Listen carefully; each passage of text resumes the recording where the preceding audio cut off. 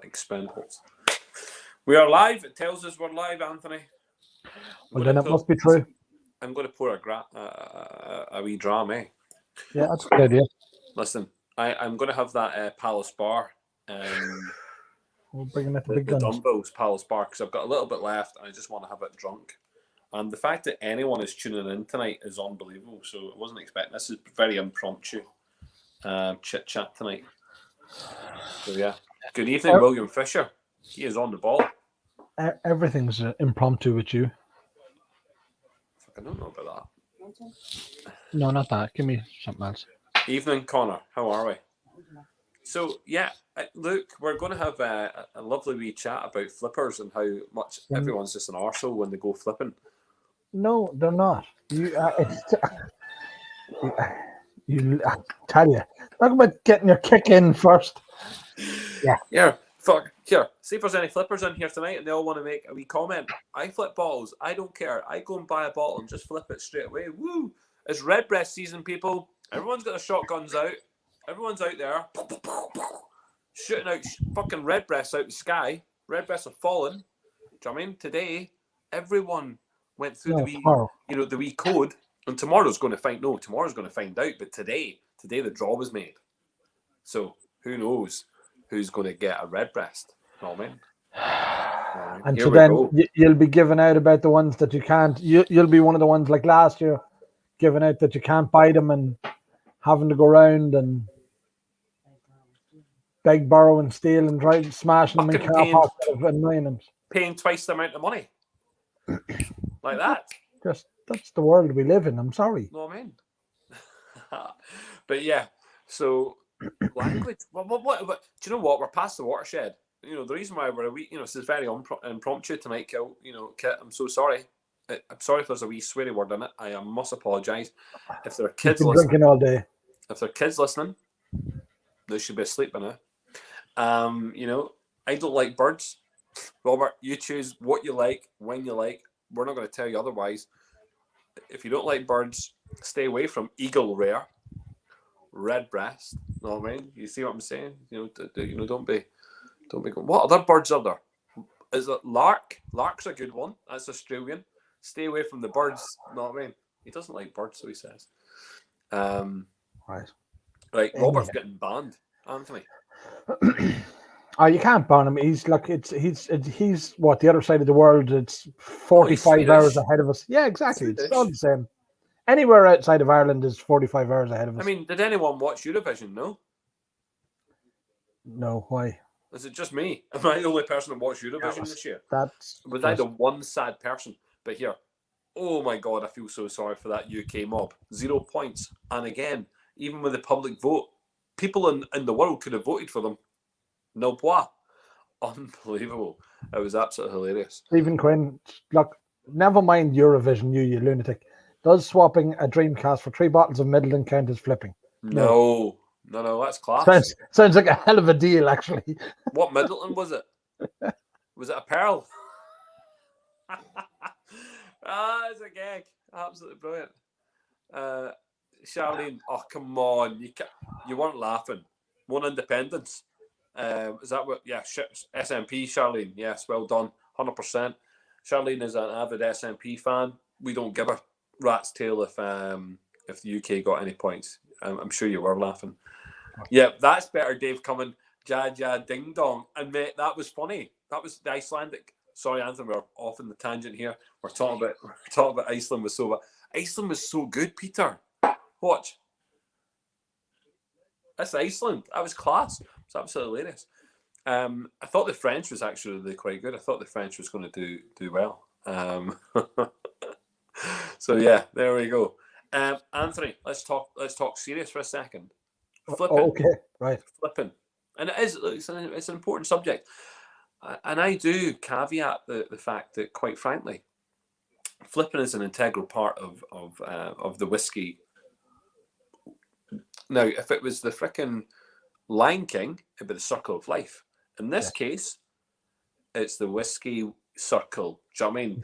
Yes. Ultimately, the distilleries have a responsibility to sell whiskey at a reasonable price for the consumer. I made it quite clear, on Sergie's show. I typed in a little message onto Sergie's program to the guys who were discussing it, to Jar and to Jarlath, and I said, look, and to John, who else was on the show? Was it Ruth? I think Ruth. Was it Ruth? Yeah, Ruth from Teeling. Yeah. And to be honest, as long as the distillery doesn't put out, bottles at crazy prices, guys, we should be, we should be happy. We can go and buy our favourite whiskies and look, the Redbreast is coming out at 500 odd, 600 euros, is it? They're roundabouts. 520, yeah, 520. Mate, that's reasonable. Yeah. So this is a reasonable priced whiskey from the retailer, from the original kind of price, and yet when it hits that secondary market, they can't do anything about it, but we can. I mean, we can go and pay those amounts of money, or we can choose not to pay those amounts of money. We can put them into whiskey auctions, and anything can happen. They might reach nil pois, or they might go sky high. You just never know. But I mean, look, flipping it's become integral to the whole circle, hasn't it? The whole circle. It's not that it's flipping; it's that the auctions themselves, or even the fact that people sell whiskey, nearly gets spoken of now in like a wrong terms or dirty terms. That you shouldn't be doing it. But it exists in everything. I mean, look at Rolex watches. I mean, you can buy a Rolex watch today and sell it tomorrow for more money. You can buy a Ferrari today if you can afford it. Obviously, you have a couple of them already, Paul. And then, sell it tomorrow and make money on it. So, yeah, I think. Well, do you know what? I'm noticing from some of the comments, we've got great comments come through already. But I think this is interesting. It is a commodity, supply and demand. So, commodity, and I do. I mean, for anyone who's listened to the show that Lowry put out. Fair play. Laurie's put out a show where we had a candid conversation, and quite specifically, I talk about the kind of style in which I became accustomed to in terms of trying to myself personally value whiskey, because there is no books on it, and there's no. But one of the things when I was listening to you, you said you were talking about the bottle of Teachers that you found from your Glendronach, yeah. And your thought process was immediately, what's it worth? 1,000%. That's what most people. But that's what most people think of now. Yeah. I think so now. There's no doubt now. I mean, I think that from my first impression in that conversation was that Teachers, for all intents and purposes, is a cheap blend, but it wasn't. It was a single malt. It was a Glendronach single malt, and that's where the madness starts. For me. But I think I still look at a bottle, and to be frank, I only have the miniature of this Dunville's right now. That's all that's left, right? This is very good whiskey, and I see a value in that in years to come. Like, I see that as being something which is worth a lot of money in years to come. Even now, I mean, it's the fact that we have aged stock, the fact that it's the type of the type of barrels that are being used, the label itself, that Dunville brand, that legacy brand, brings credence and prestige and everything else to it. So I still look at that right now, even though I'll be drinking loads of it, cracking them open, sharing it. I'll be doing all of that, Anthony. I will. But at the same time, I'll be in the back of my mind, I'll be going, when I look at my lovely little collection of Dunvilles, when I look at my lovely collection of Bushmills, when I look at my lovely collection of Cologne, when I look at my lovely collection of Redbreast single casks, when I look at these, I see long-term, investment, and I see long-term, value. The flipping side of things slightly different, isn't it? Because I don't ever think, certainly in the recent times, I've never just looked at that one bottle and gone, I need to go and get that just to make sure that I sell it the next day, or I sell it within that time period. Because actually, I want to drink it first, and if I can get a couple, and I can crack them open and I can share them within the club, or I can use them at the festival, I can do those kind of things. I want to see all that happen, so that's why I don't crack up at the flipper. I just have an issue whereby that we have people. Yeah, I mean, we have people who try and take the proverbial. There is a line, I think, Anthony. There's a line, and I think that's but the market a alone would dictate. The market has to dictate. Yeah, true. Do you know what? 100%. And I've been really recently, I've had a lot of messages where people have messaged me asking me to specifically value a bottle. And I know there's lots of web pages now. There's a lot of like Facebook groups, and people ask, "Can you value this? Can you value this?" And community is leading that conversation. The community is lots of people within those pages are giving their tuppence worth, and they're saying, "It's this amount or it's that amount." And I'm always straight down the line, and I say, "Well, do you know what? These are the..." And I'm I'm very brass. I will go back to someone if they ask my opinion on the value of a bottle. I'm really cool. I kind of look at all of those UK sites that we have, and I look at the 2 Irish auctions, and I go back 6 months, and I take all of the values that we have had in auctions. And if we don't have them in auctions, I look elsewhere, maybe some of the private sales that I'm aware of. But I just look at them all, and I say, listen, this is what it is. Have a look at that. This is what's happened in auction.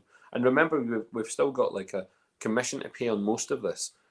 So base your value on that. Base your value on the fact that at the highest point, it was X.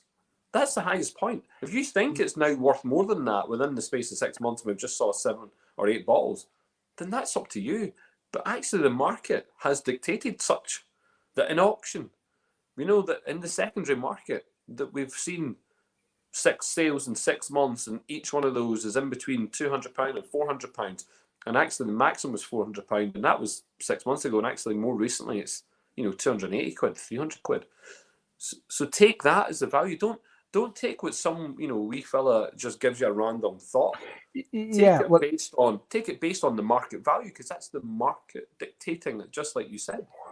Well, one of the things that happens to us a lot, I mean, and people take the Middleton 2020 for example. People sort of were saying, what was the price point of it, or where was the price point of it, or the prices have fallen.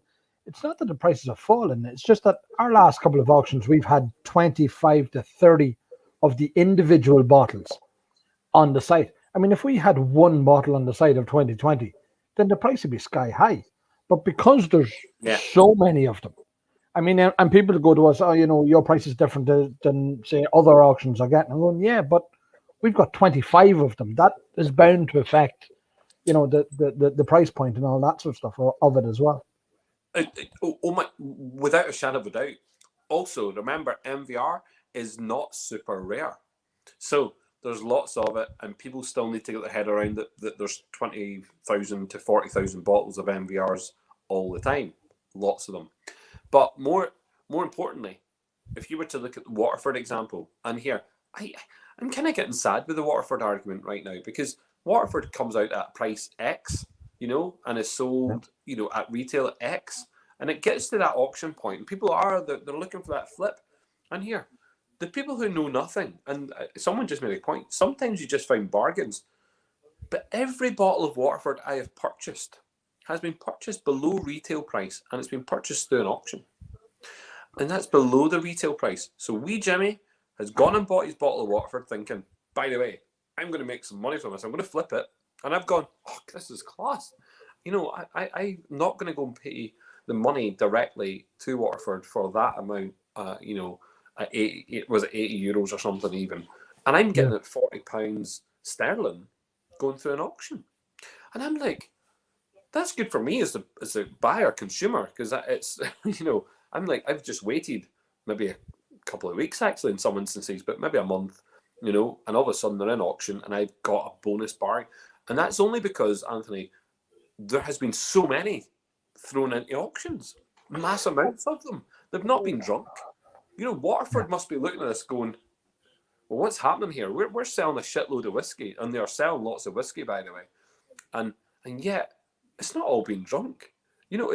This is a brand new spirit, 4 years old, 4-year-old whiskey, at different progressions, lots of different farms, lots of different bottlings, well over 20 bottlings in the last 16 months, and yet they're not being flipped at crazy money. The Pillage, I think, and the Cuvée, there's been a couple. There's maybe one.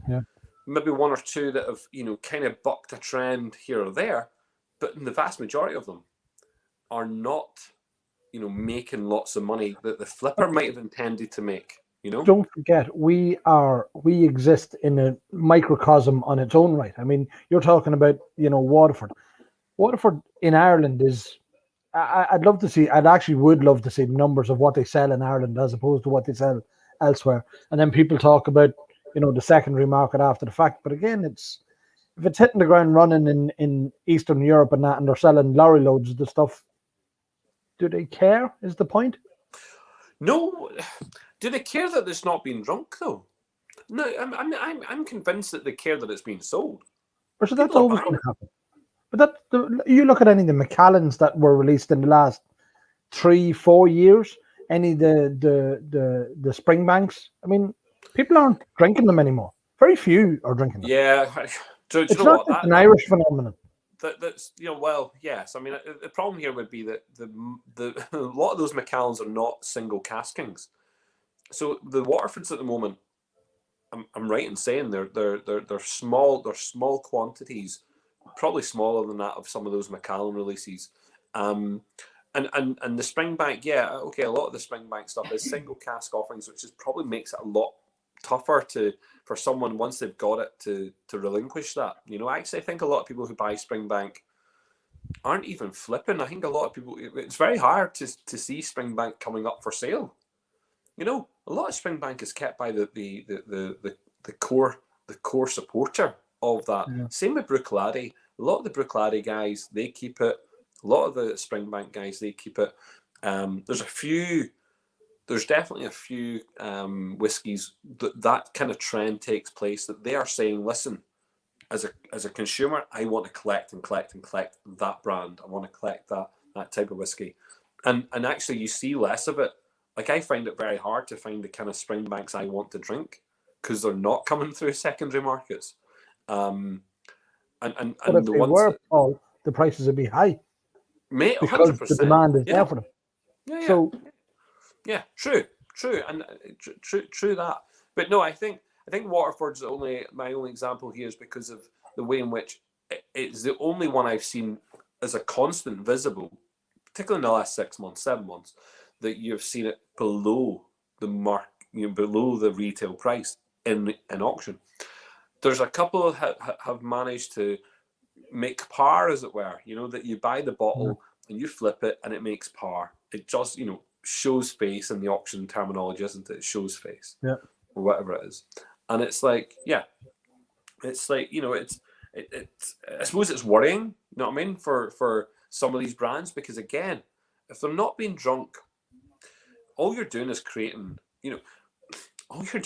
like a buyer's market, rather, a buyer and seller's market for those products, not really thinking about the longer term, capacity for taste. Where do we draw the line?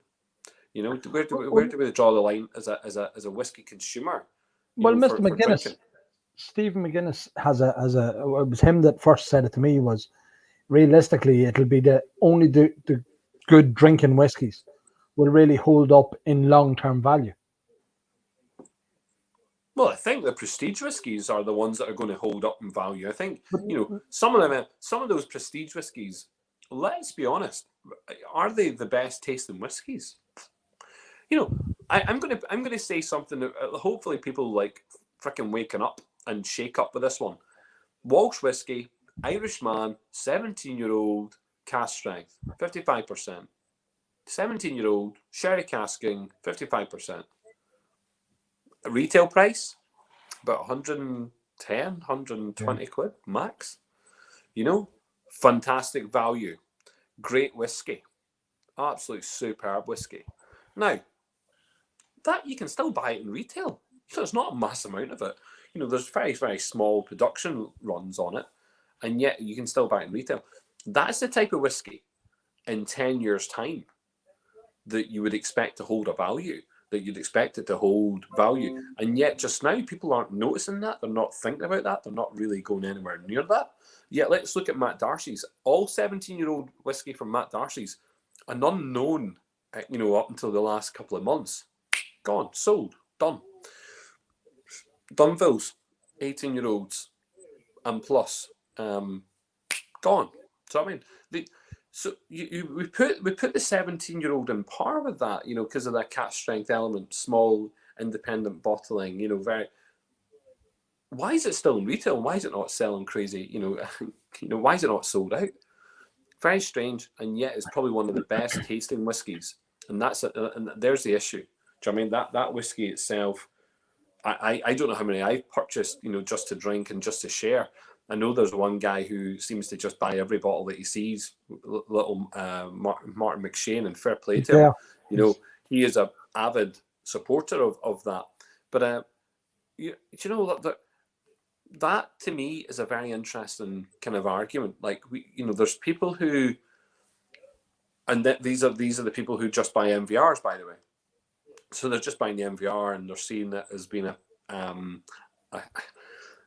is it just because of the dates on it? I don't know, but it's got a lot. That collection, that entire collection.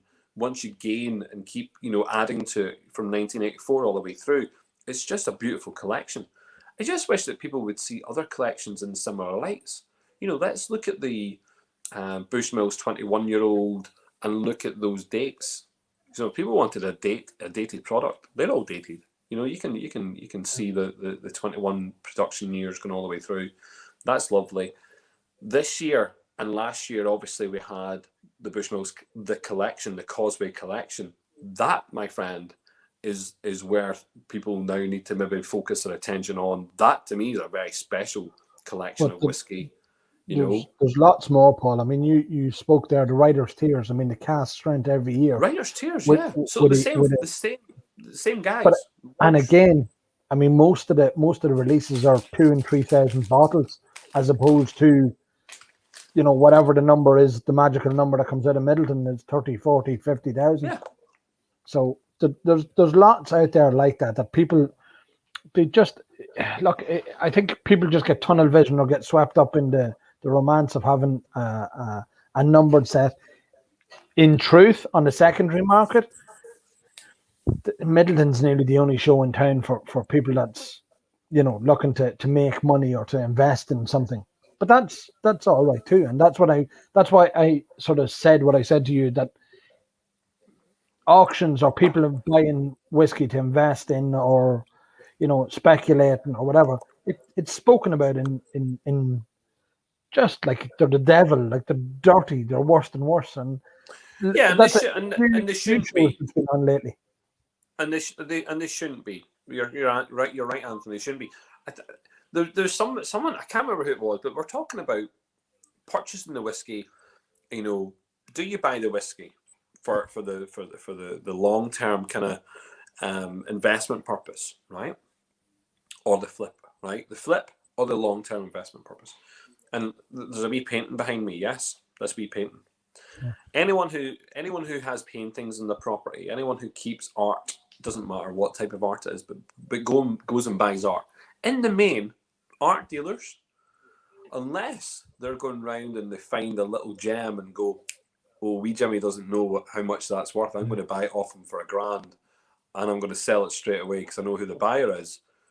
Buys art normally, one, because they appreciate it, it looks great, but two, if they're going to use it as a longer term investment, buy something which will last the length of time, and keep its value and indeed potentially increase its value. Whiskey,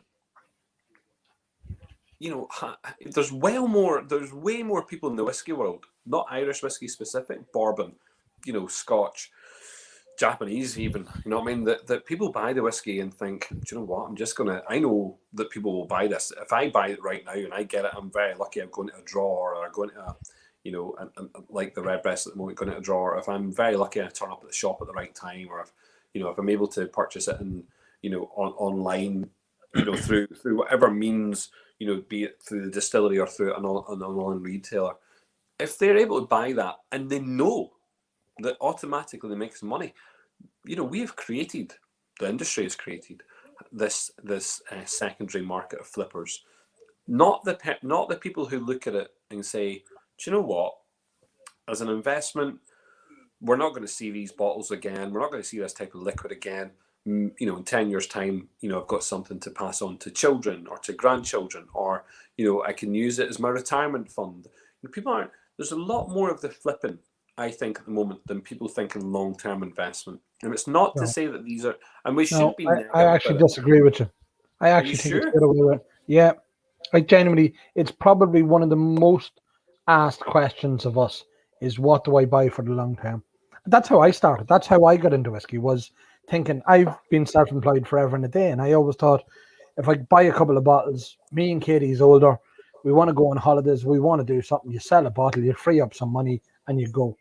I mean, I've constantly have the conversation against cask ownership, against art, against anything else, a car, property. I mean, you spend, say, just a random figure of say 10,000 as an investment. What you can buy with that in whiskey terms is huge. So you buy a 20th anniversary Middleton, Dungourney, Middleton 73 or something like that. You've them bottles at home. You take them home. You have them in your house. You have the access to them straight away. If something happens in 3 years' time and you need to free up a bit of money, you take one of the bottles out, you contact somebody like me or one of the other auction sites, and you say, "Here, sell that for me," and you free up your money straight away.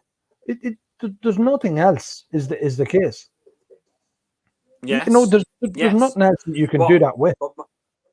but you should be able to see this. I mean, so you're talking about people who ask you those questions. Yeah, that's perfectly fine. And, you know, we see these kind of questions crop up all over the place. But I think, you know, it's not unlikely that a person asks an auction house what's the best one to invest in for a longer term.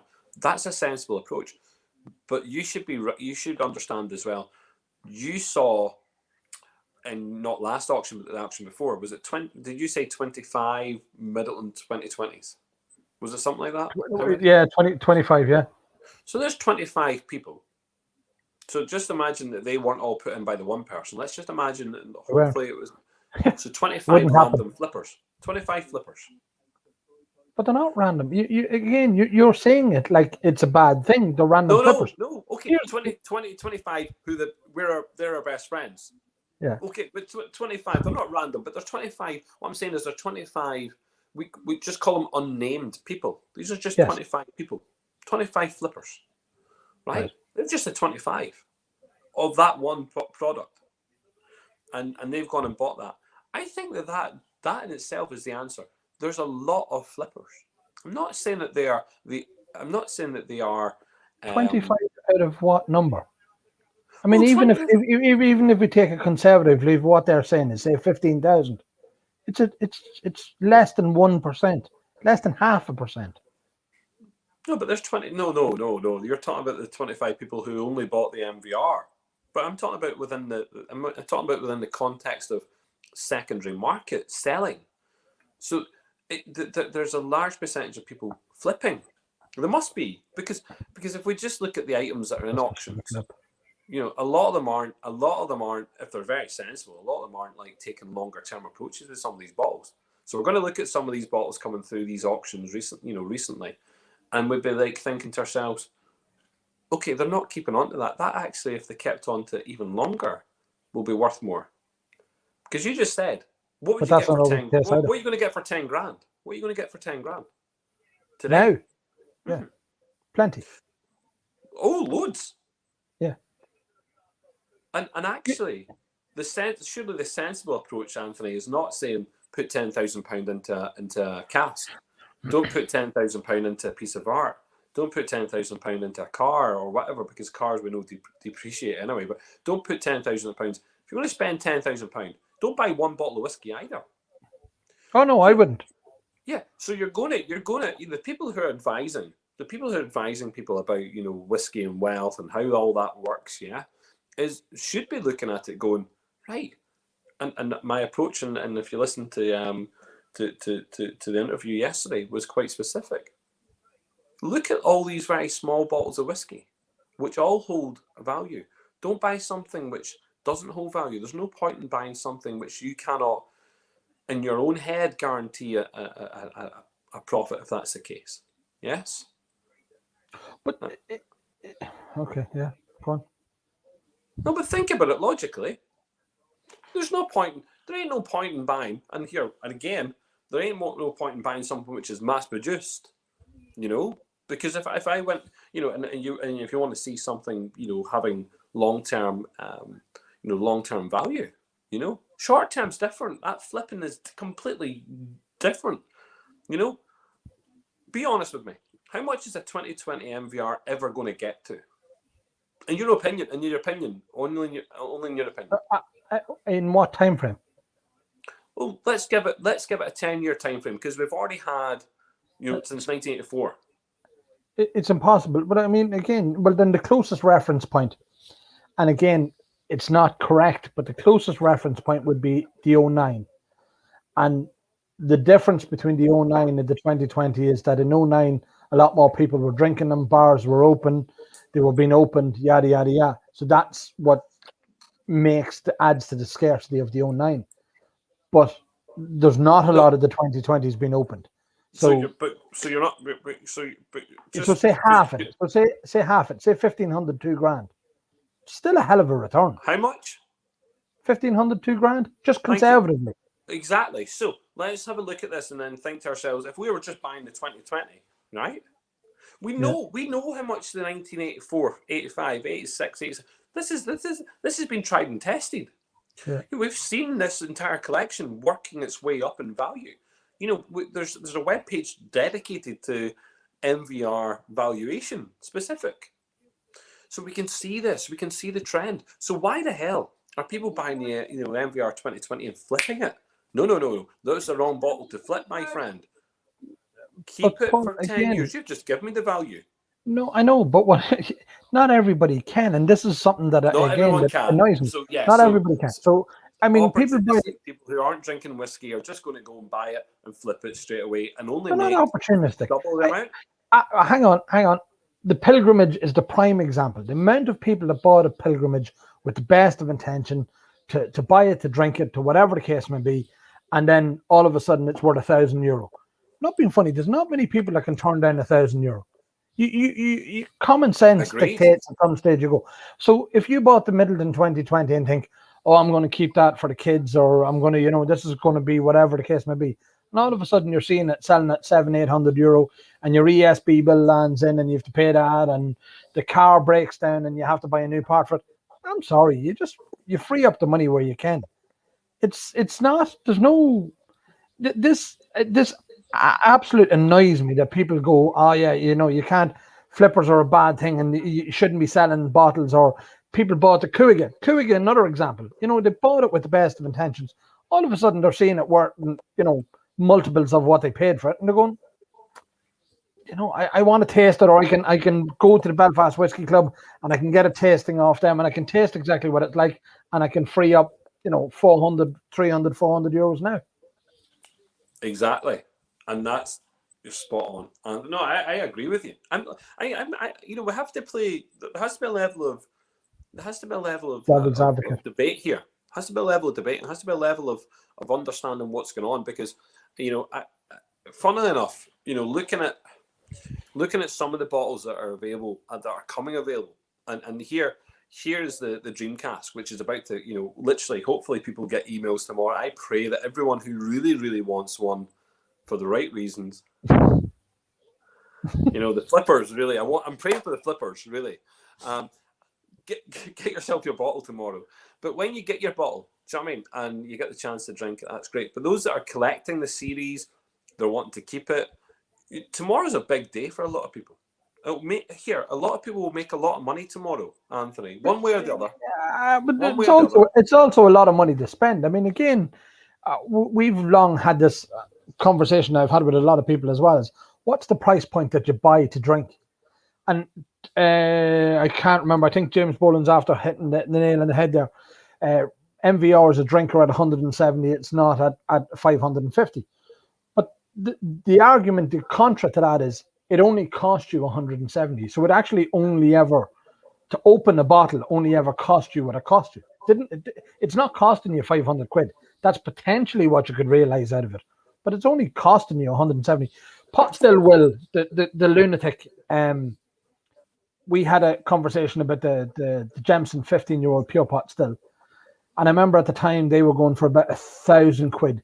He had, I think, at one stage 20 empty bottles lying about that he'd opened himself or opened in clubs and societies and all that sort of stuff. And he goes, "That's 20 grand." And I said, "It's not, well, it's only what it cost you at the time." And some of them he might have done in trades and swaps and whatever the case may be.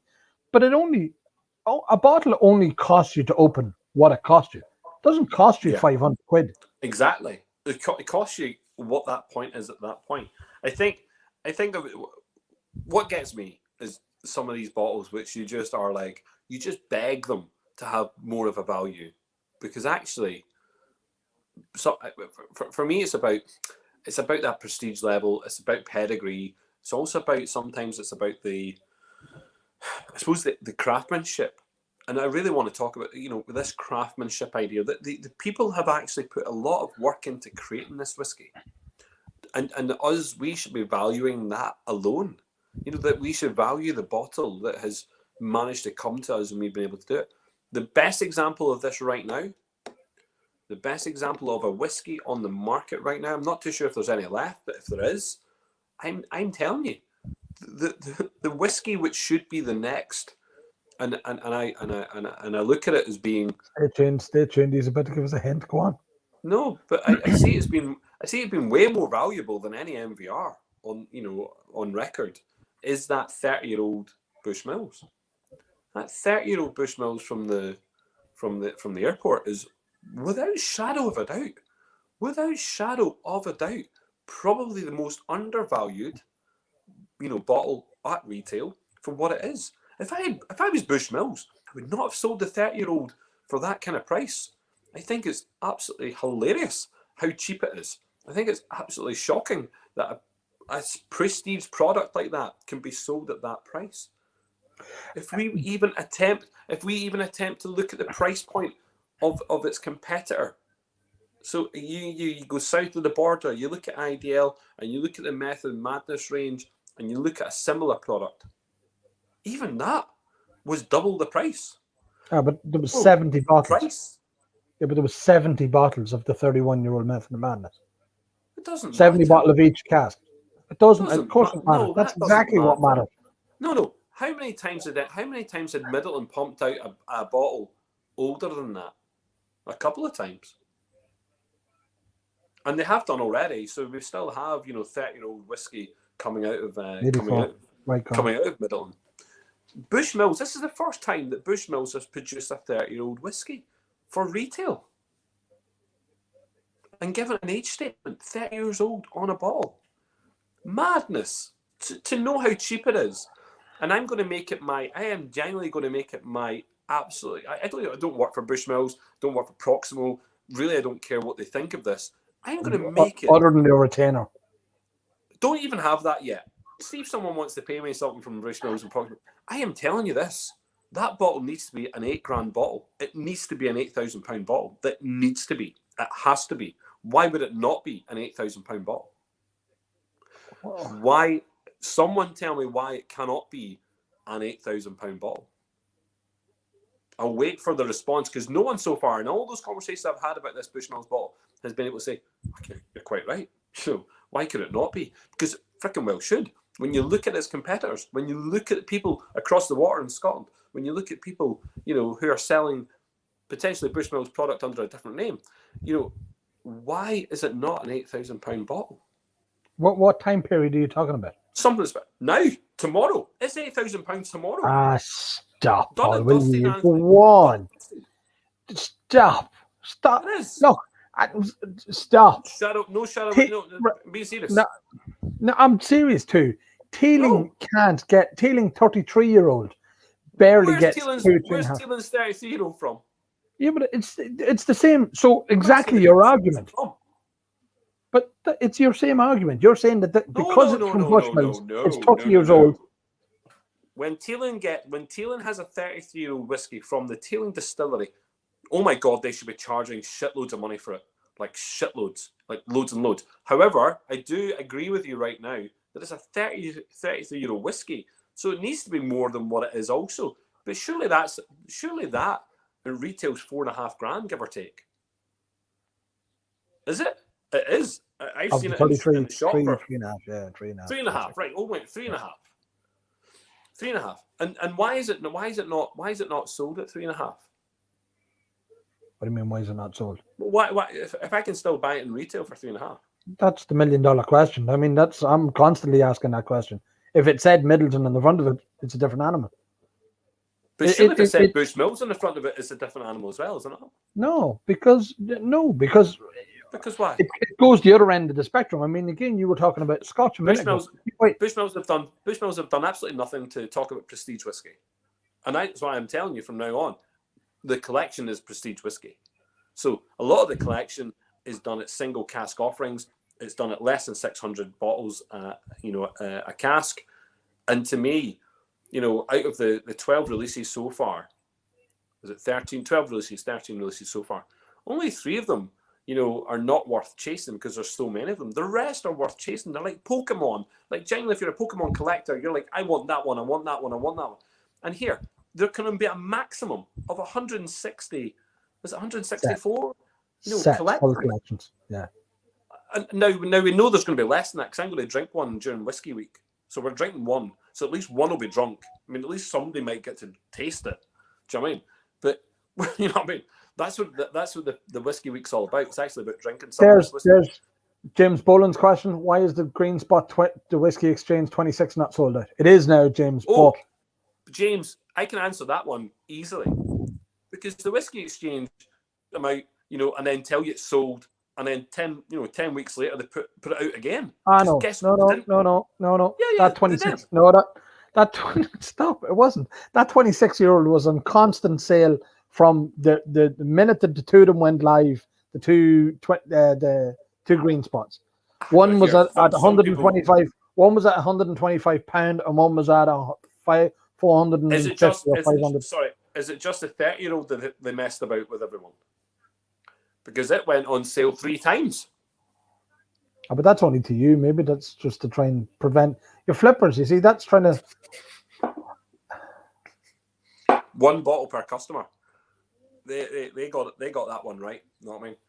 Don't forget about the China one. There's what's it going to be worth? So if the 30-year-old that everybody, the dogs in the street, was getting out of the airport when you couldn't fly through the airport, which was the most amazing thing in the world, what's the Chinese one going to be worth? Huh?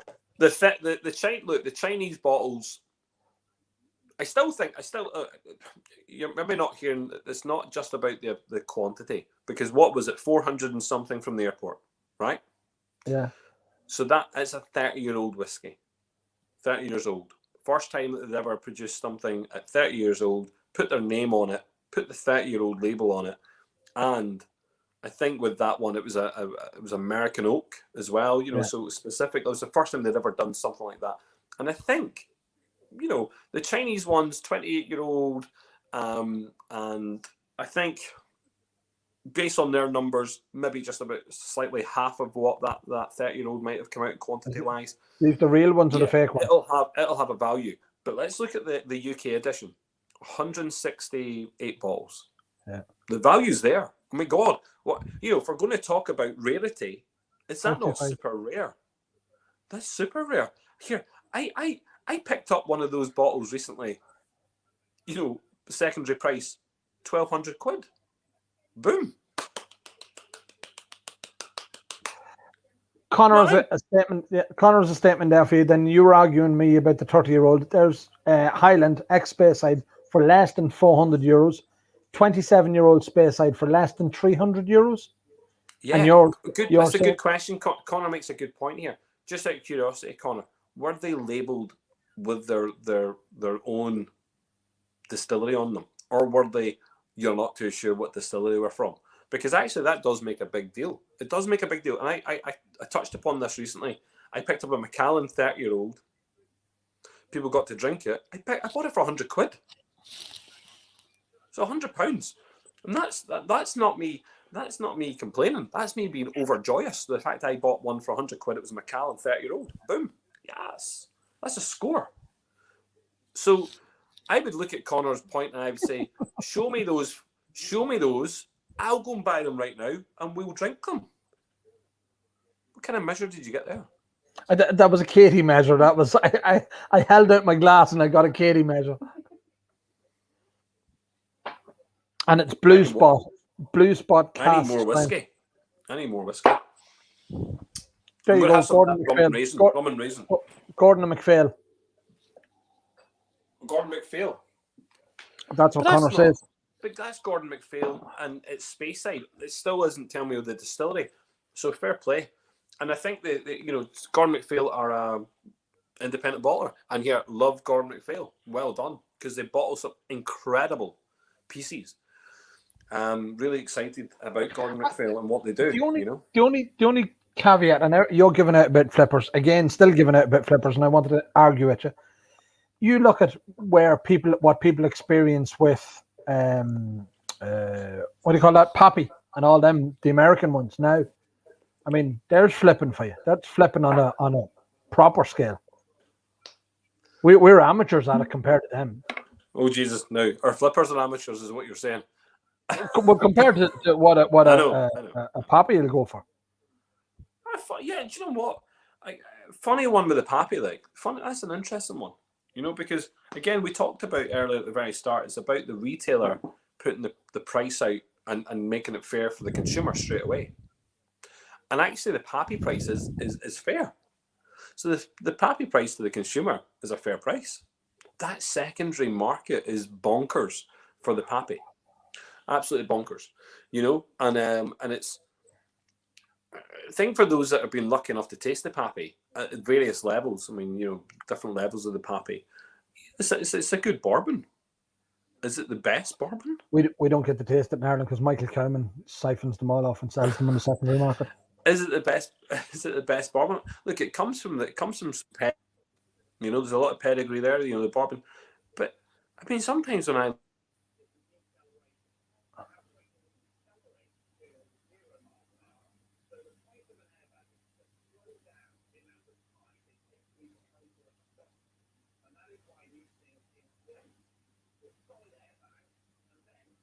what happened now?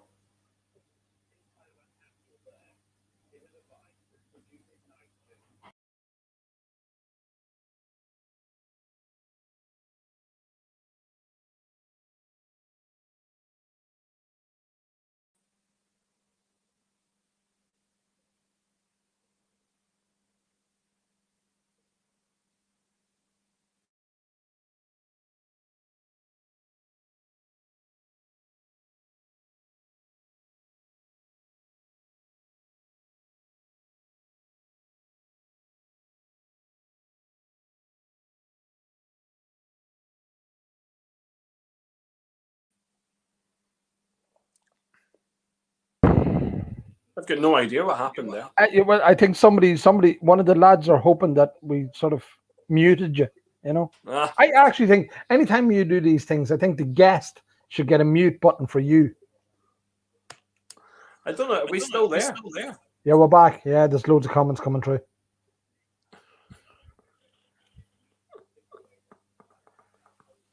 Right. Okay. So what button did you press? You must have just pressed the off button, did you? I've got no idea. Anthony fucked you off. Yeah, see, that's it. Yeah, you're right. I've got no idea what happened. You broke it. I thought he wasn't allowed swearing tonight. Look, I moved on to the rum and raisin, which is great. I tell you what, Anthony.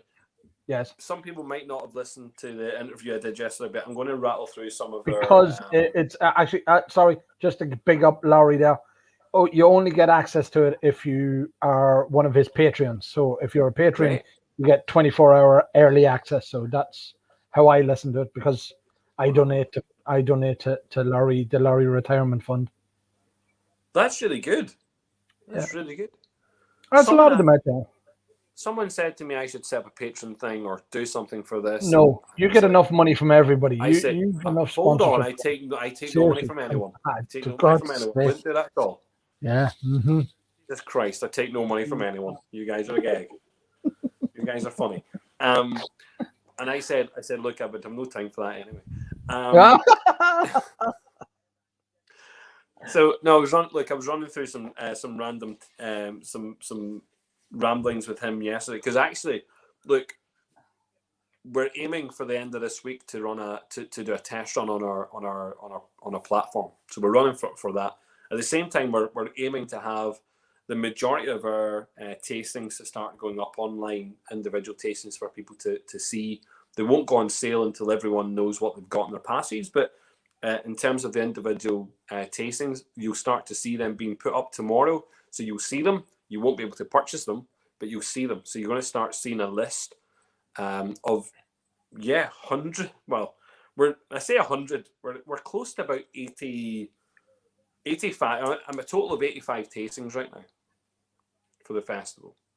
So we've got plenty of interesting tastings to come, and lots of them, Anthony, are ones that they're designed for people to drink the whiskey, and not be worried about paying crazy money for the odd bottle. So that's what clubs do. I mean, Laurie's a great advocate of just even your own wee 4 or 5 lads having a group and having tastings. I mean, the organised ones, the likes of you or the aviators, which we're part of, or any of the societies, are great because it facilitates.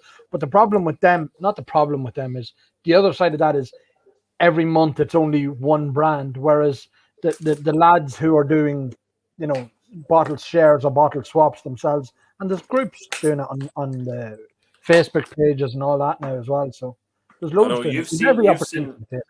You've seen the whiskey club in Belfast and what we do. We don't discriminate. We drink whiskey from all over the world. We don't, and we kind of limit the tastings to maybe either 2 Irish or 3 Irish at a time. We limit that, and we go Scotch, we go European, we go around the world, to the Bourbons and to the Japanese and the likes, Australian stuff.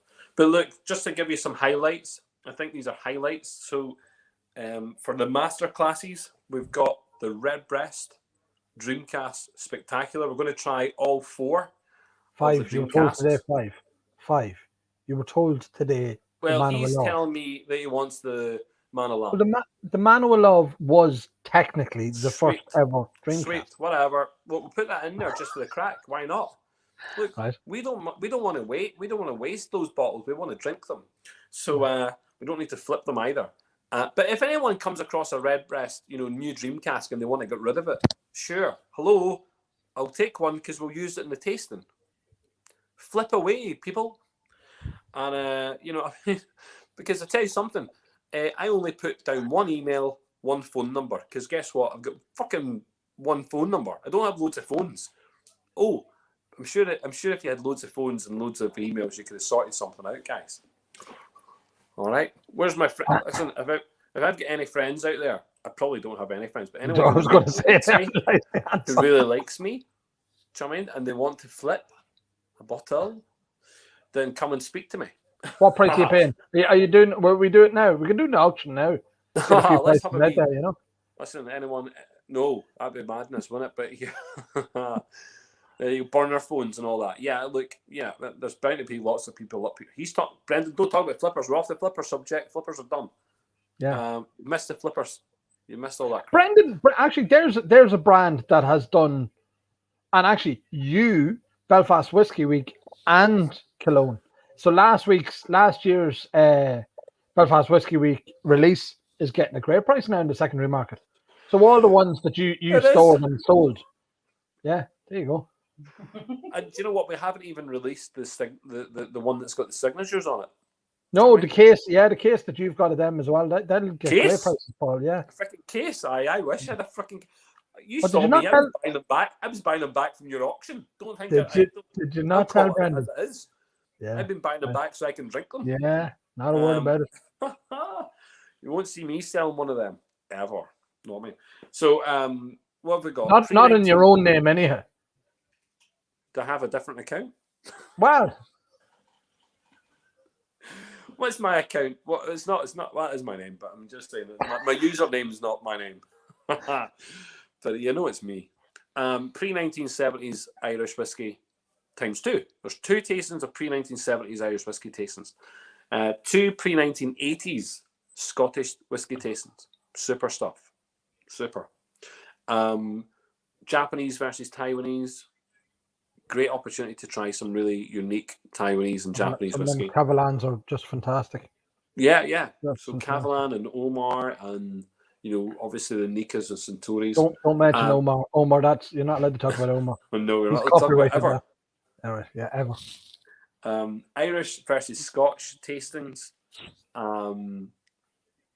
Irish versus Scotch non-age statements, and also Irish versus Scotch plus 12-year-olds. I think that'll be really interesting. We've got the middle and single cask tasting, so looking at lots of different single cask variants of middle. Whiskies, yeah. Power single cask tastings. We've got, for the Scotch lovers, these are super tastings. We've got an Islay tasting. We've got a Highlands and tasting. We've got a Speyside tasting. We've got a Campbelltown and Island tasting, and a Lowlands tasting. Really thinking about the Scotch whiskies and really coming to life with very unique single cask. Usually they're going to be single cask offerings, or they're going to be kind of very special edition bottles in there. We've got the Friends of Bruichladdich guys, Will Donny and Garrett, super stuff.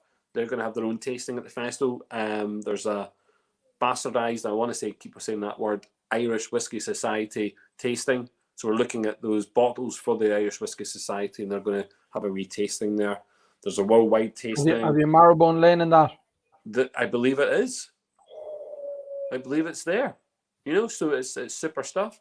We've got, and then we've got some really interesting ones like the wine and whiskey tasting. So we're looking at those wine casks that are being used to season, for the Merlot. There's Merlot and there's Rioja. I thought it was funny. Yeah, you're Merlot. Yeah. So the Merlot, Rioja. Rioja, yeah, I have them as well. So actually, I was just on that, Paul. Yesterday's video, I was talking about the 24-year-old Teeling and the award best single malt in the world. And so there's a small batch release now finished in Sauternes as well. So that a lot of them wine casks really do bring so much to the party. Yeah. Stephen, I know you're asking that question. When you find out, you're going to find out before the tickets go on sale for individual tickets. I want to say that that's now.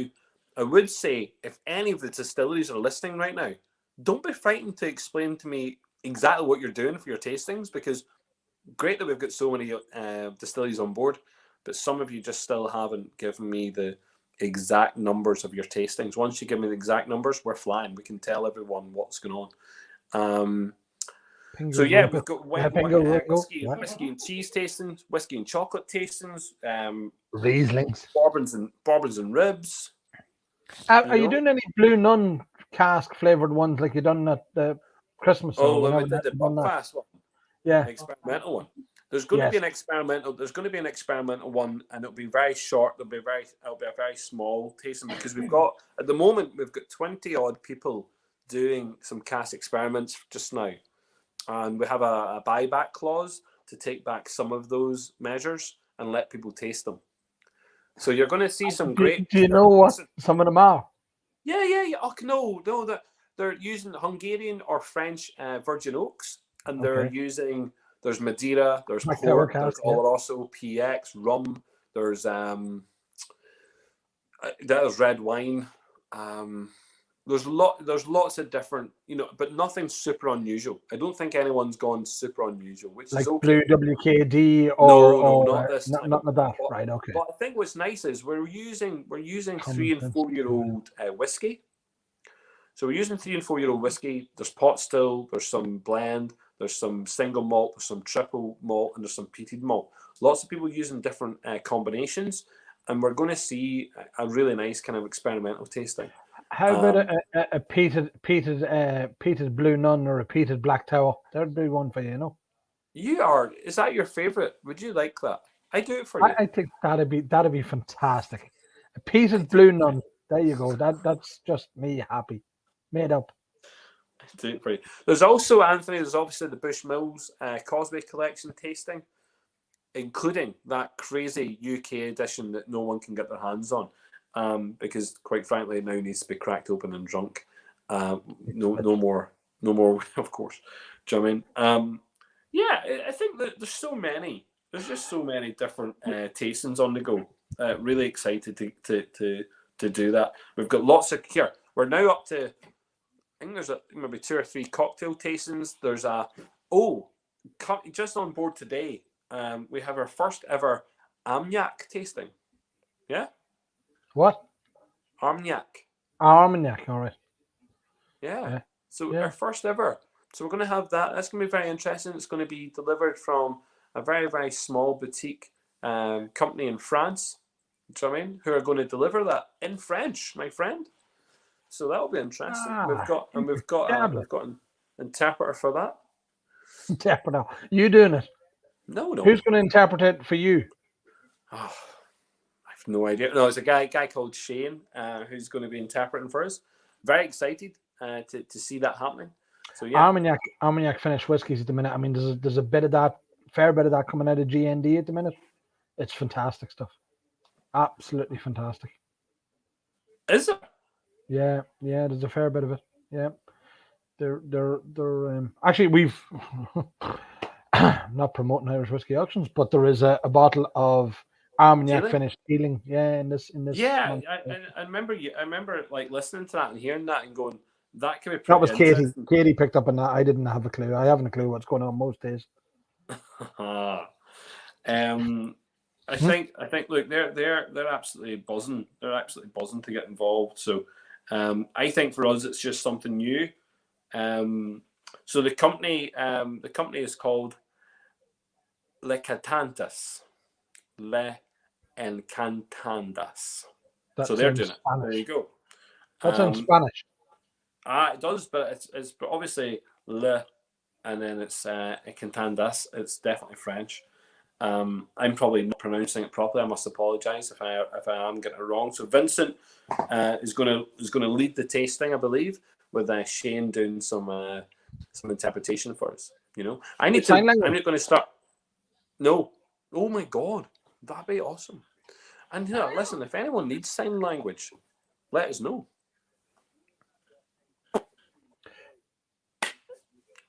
You were talking today, and when I was listening to you, you were bigging up the studio setup and how that's going to work, the broadcast settings and all that sort of stuff. That's going to be what we have here just now. I mean, everyone who's tuned in tonight, we've had loads of people in tonight, which has been absolutely buzzing because this was very impromptu. The setup for this, hopefully by the end of the week, you're going to see it. Hopefully on Saturday, we're going to run a test. But it generally is awesome. So if you've signed up through the website, or if you've bought a ticket already, then you'll be automatically given the opportunity to come on this weekend and test the system. But be very impressed. Tell your friends how impressive it is. Explain to them what is going on here, because it really is something unique. Something very, very smart. It can easily be used on your phone. You'll be able to just sit there and log in and just watch everything that's going on. It's really, really quite compact. That ticket that you're on about, the £6 ticket of just being able to tune in, I actually thought that's a great innovation that people can pay the €6, get the pass for that, and it gives them just listening to it. They mightn't have the tasting kit, but they just hear the experiences and hear the notes and hear the people talking about whiskies. Great. Yeah, it's the white pass is £6 sterling. I just thought to myself, look, I mean, it has to, for the system to work, it has to be closed. I can't let it be an open system. It just doesn't actually work like that. You have to register, and in order to register, that's when you're given access to the site. And you need to make money for your retirement too. Well, do you know what? If anyone wants to know, I mean, the cost of this is the cost of actually the program. Is tens of thousands of pounds. It's not a couple of quid. But I mean, sure. I mean, here, whatever. You're not paying for my time. Do you know what we're going to do? We're actually going to publish. We're actually going to publish our accounts at the end of it. Don't do that. Don't do that. That's a bad idea. 100%. No, that's a bad idea. That's a bad idea. I tell you what, it might make some of those distilleries look at themselves and go, "Why the hell am I paying somebody $3,000 to sit in a frickin' cold frickin' studio and not talk to anyone for a couple of days?" Just saying. So, where is? Can you not turn the heating on? No. No, I'm sure they could turn the heat on. Ray O'Callaghan wants to know what you're drinking. So you're drinking. Apologies. Yeah. I'm on the rum and raisin Cologne. Blue Spot, cast strength, mad hairy chested stuff. And I came across. I thought this was all sold out. Brendan Carty. I thought it was all sold out. And I came across a bottle out in the countryside the other day, and I thought, brilliant. I'll take another bottle of that. Thank you very much. I think it can be still found in a few shops. I discovered a bottle of it, Mate, only a week ago. no, I don't think I said this. All right. See this? You don't buy this to collect. You don't buy this to collect. This is a drinking whiskey buy. You don't buy this to make money. There's no money to be made in it, so nobody else should put them into the auction. I'll be the only one selling mine. Stop buying these to make money from it. It's 55 quid. Away, drink it, you madman. Drink. I did see somebody mention that Brendan's going to be sort of ish, core range ish. Is that correct, Brendan? Can you confirm or deny? No, that I can confirm this. This bottle here. Oh no, I'm not listening to you. You're mad. Is batch number 1. Tells you Where here. Oh, yeah, it says there. Oh, there's a batch number on it. Oh, that's even better. Can you write a number on that and we can sell it for even more? Do you know what's funny? I had bottle number 1, but it's now gone. I mean, that's how much I care about it. Mm-hmm. It's drunk. But, it's gone. It's gone. Yeah, it's gone down to me for the auction.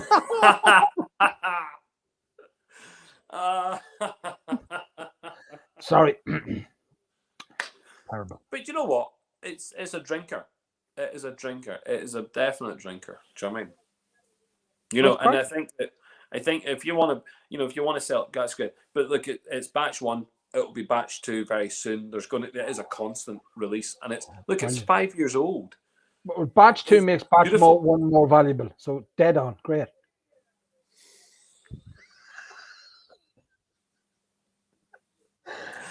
God save us. God save us. Yeah. You're a gag. Just in case people missed it, if people have come on to don't have an understanding of exactly who's involved this year in the festival, and if people want a wee rundown of all those beautiful brands and distilleries you can get behind, here's a rundown very quickly. And listen, we don't know exactly what tastings are doing or how many tastings are doing just yet because they've still ought to confirm this. So Tipperary are on board. Well done to Tipperary. And we should say Tipperary at least 3 times. Tipperary and Tipperary again are on board. Tipperary. Yeah. Boatyard are on board. Thank you very much, Boatyard. Gelston's are on board. Connacht on board. Teeling on board. Tullamore on board. Tumbler, Flying Tumbler on board. Paddy, Sexton, Powers Court, The Liberator, Sleeve League, 2 Stacks, Dragon Claw, Lambay, Red Earl, Glendalough, Quiet Man, Matt Darcy's, Dublin Liberties.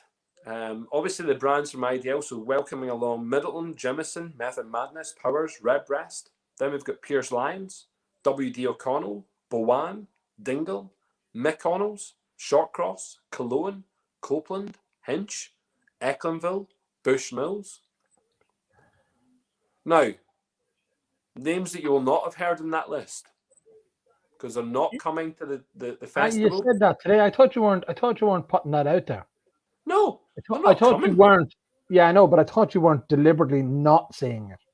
No, I couldn't because at that point I just only knew the 1, but now I've got 2. So what? You no problem in shaming them? Is that what you're saying? It's not about shaming them. Oh my God, no, because they have their good reasons for not. Listen, they're very good reasons for not coming. Right. So that's perfectly fine. So very good reason for not coming. So Waterford are not coming. So please don't ask the question because I've had so many requests about Waterford. Waterford not coming this year, and Clonakilty are not coming at the moment.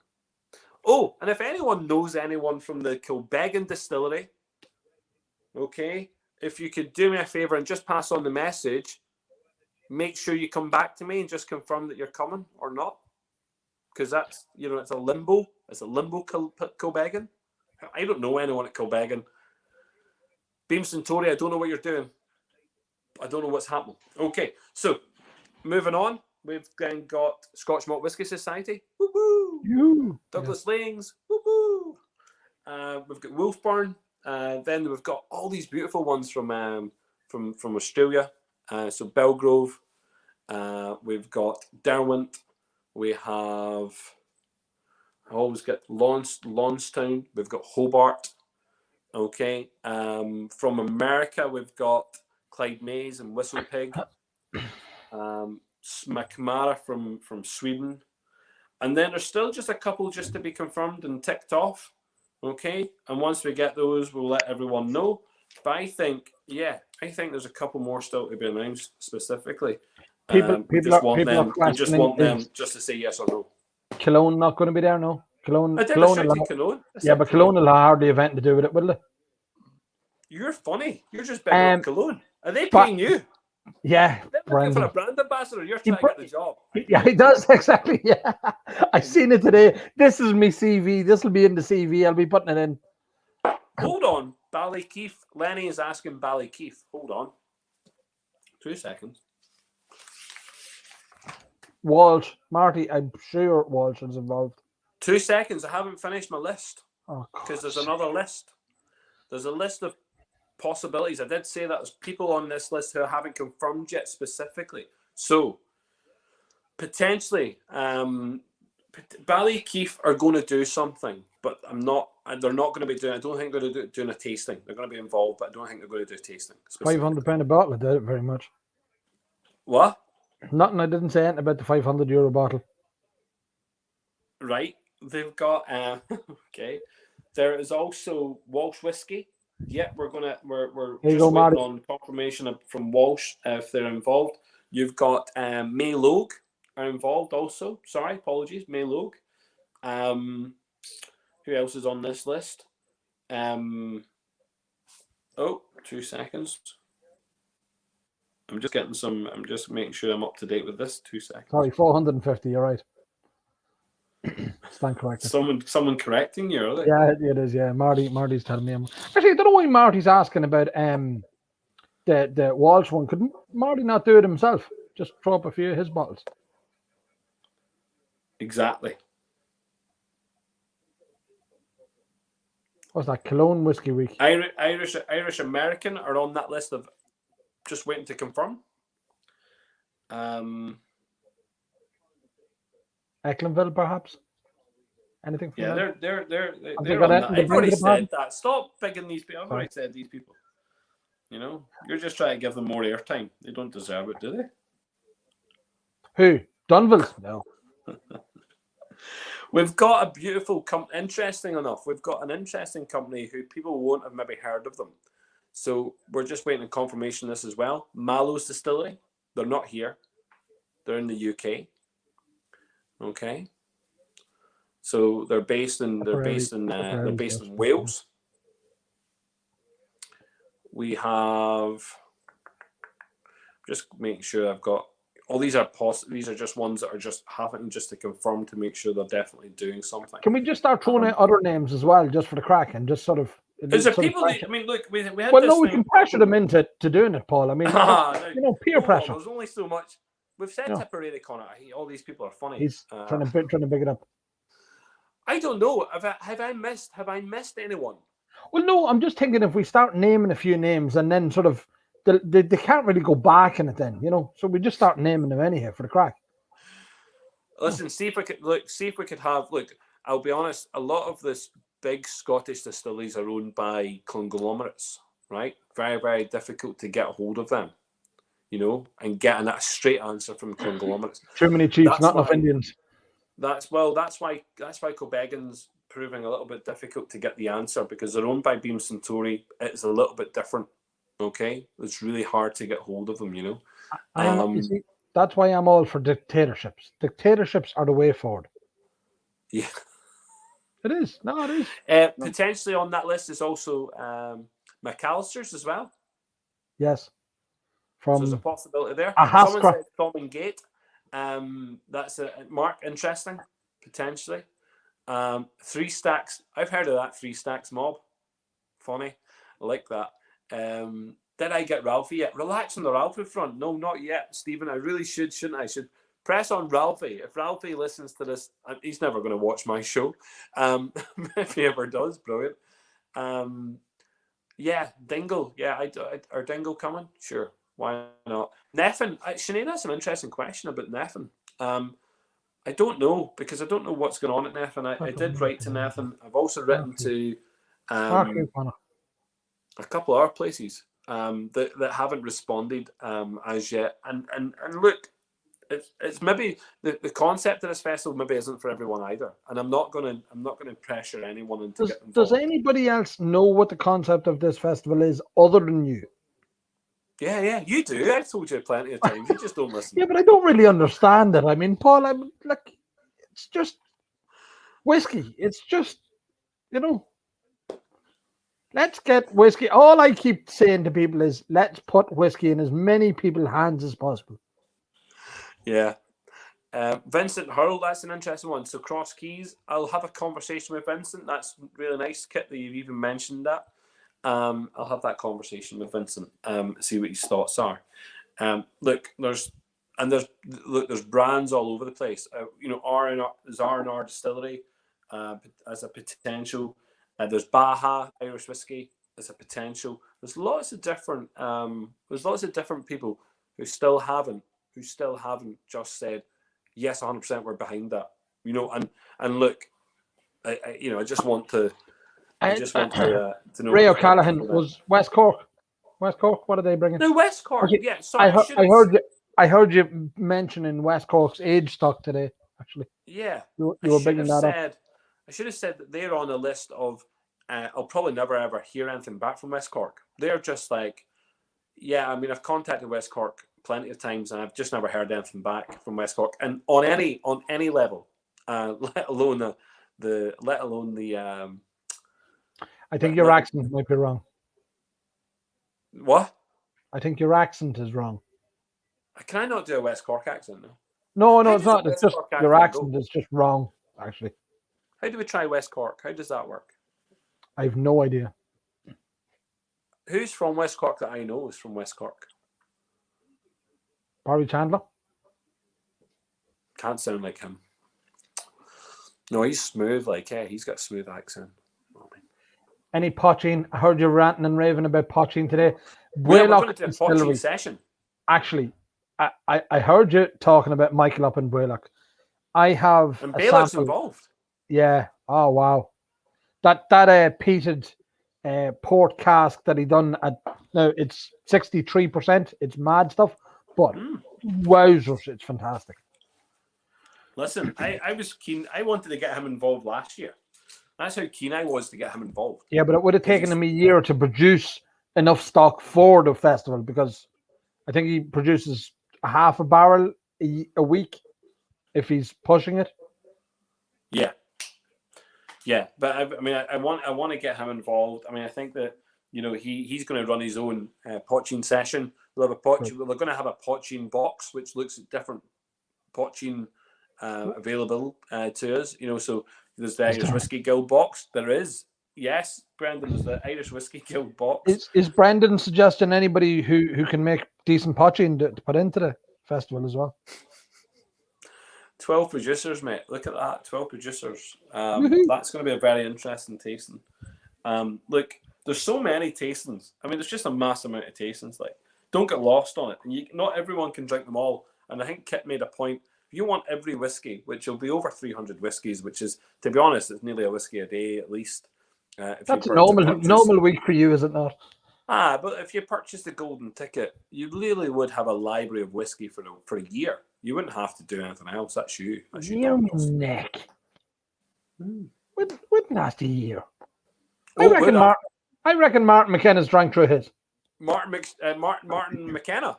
Yeah, I reckon he's drank through his. No, he's not. How do you know? Ask him. Get him on here. Get him on here. He's probably get that wee laddie on here. No, he was telling me that he just hasn't. He's not putting enough effort in enough to trooping on. I mean, go on. He needs to put in more effort. Amateurs. We're all smooth in West Cork, Ray. Oh, brilliant. I get on the lads in West Cork tomorrow. There you go. There's a window for you.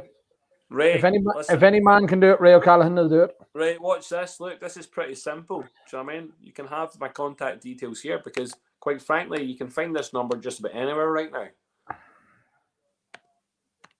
He has a couple of phone numbers. Don't put it up on the chat, you lunatic. Yeah. Woo! Anthony, it's on the frickin'. It's on the Instagram page. It's on the Facebook page. It's on the WhatsApp group. See, to be honest, if you don't have my number, there's something wrong with you. Do you know what I mean? Is there a possibility of sending an email? Of course, there's always. It's not like we hide our email address, Robert. So just email us in the office. I may reply. Brilliant, absolutely brilliant. It's on the Facebook page. Yes, Connor, exactly. Yes. If anyone wanted to phone me, they can pick up the phone. It's no freaking rocket science. You know what I mean? Oh, Marty, no. Well, I'll put it up just now. 2 seconds. No, don't you dare. That just no. 2 seconds. Up just now. Yeah, it'll be found in the puddle. What the hell is the email? It's just info@irishwhiskeyauctions.ie .com .something whatever you want it to be. And info@irishwhiskeyauctions. Yeah. I'm a bit in the hole. Yeah, he has to improve his work ethic. You're right, Peter. I mean, people need to put more effort. You're either serious about your drinking whiskey or you're not. Just saying that it's going to last you a year. Where are you going? Jesus Christ. Anyhow. Amateurs. So, Paul, have you anything else to tell us about Belfast Whiskey Week? Yeah. Stay tuned. I'm on tomorrow night and on Thursday night. We've got different guests Wednesday and Thursday night, so don't worry about that. All good stuff. And then, yes, look, if you haven't registered already, register.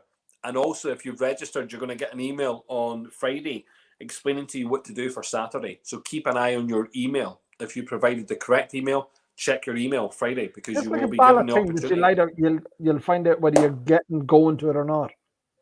No, everyone who's registered just now and everyone who's bought a ticket just now. Marty, you have a point there. Deliveries and collections. Apparently, I was volunteered today. I realised that in the conversation as well, that Irish Whiskey Auctions were volunteered as a depot for people collecting their stuff. Thanks. No, Paul. Did I not say Dundalk? Well, just. Did you just nominate yourself? No, I just. I said Dundalk. Did I say Irish Whiskey Auction? Mm-hmm. Yeah. Smoother. Yeah. No, listen, it's a smart idea. To be honest, it's a smart idea. There should be. Brendan, never mind an IWA charity. The charity is IWA Anthony Retirement Fund. That's what it is. And yeah, it was Dundalk, yeah.